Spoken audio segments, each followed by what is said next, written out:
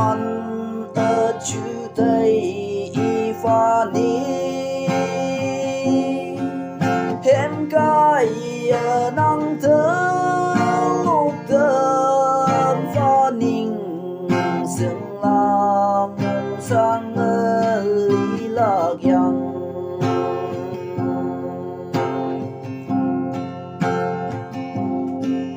nắng nóc ta cướp ya bùi nóc ta tân sung mơ yong yang nào y như anh lấy bùi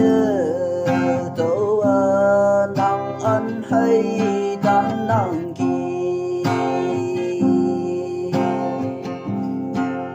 yên như yang trong ở gần phi mẹ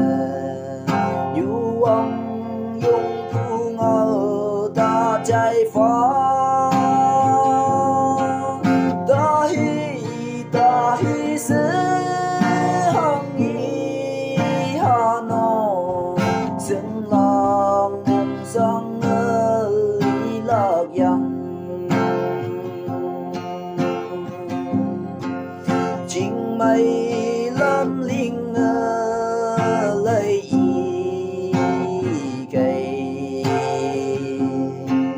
chín tơ bu chín